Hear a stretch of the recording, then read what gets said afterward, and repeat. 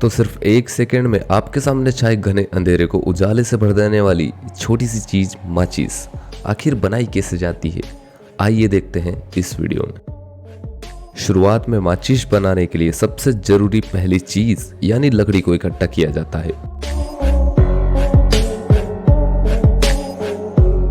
और इन्हें कुछ इस तरह से छीला जाता है कि इनके ऊपर का कठोर छाल पूरी तरह से अलग हो जाए।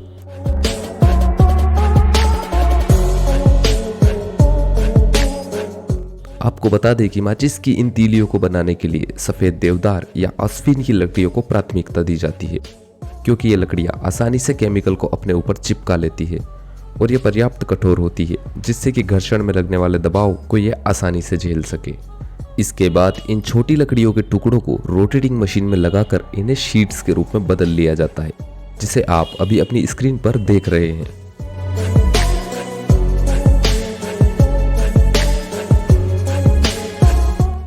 इस प्रोसेस को पीलिंग या चॉपिंग कहा जाता है। इन शीट्स को फिर इस बड़ी मशीन में बिछाकर बारीक तीलियों के रूप में काट लिया जाता है। यह मशीन सिर्फ 1 मिनट में 10,000 से अधिक तीलियां बना देती है। इतनी ज्यादा स्पीड से बनाने में कई तीलियां छोटी बड़ी या टूटी फूटी बन जाती है, जिन्हें क्लीनिंग प्रोसेस में छांटकर अलग कर लिया जाता है।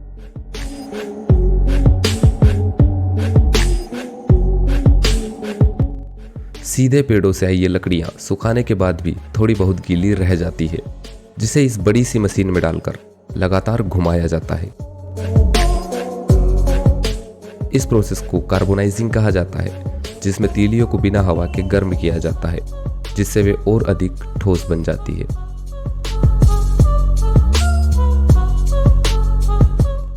इन तीलियों को कन्वेयर बेल्ट की सहायता से सीधा कर सांचों में लगाया जाता है, जहां से इन्हें आगे के प्रोसेस के लिए भेज दिया जाता है,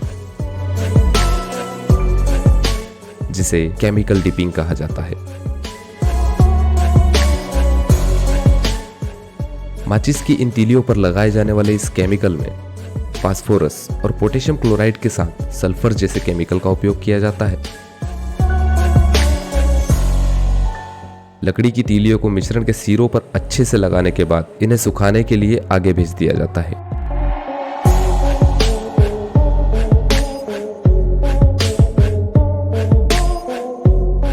माचिस की ये तीलियां अब उपयोग के लिए तैयार है, लेकिन इन्हें पैक करने के लिए डिब्बियों को भी यही बनाया जाता है। इसके लिए सबसे पहले कार्डबोर्ड या गत्ते के इन टुकड़ों को काटा जाता है।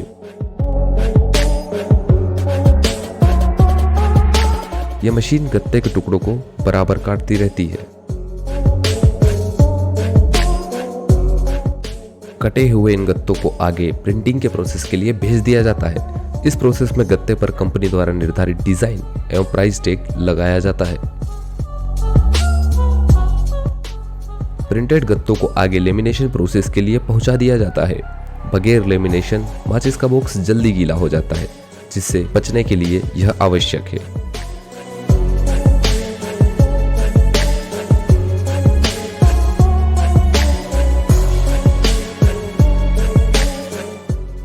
अब इन बॉक्सेस पर फ्रिक्शन एप्लीकेशन किया जाता है, जिससे उस हिस्से को तैयार किया जाता है जिस पर आप तीली घिसकर उसे जलाते हैं।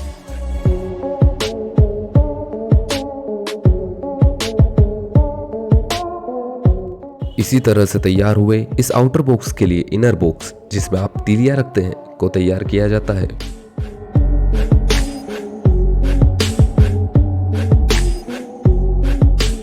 अब देखिए किस तरह से इन बॉक्सेस में तीलियों को बराबर बराबर मात्रा में भरा जाता है।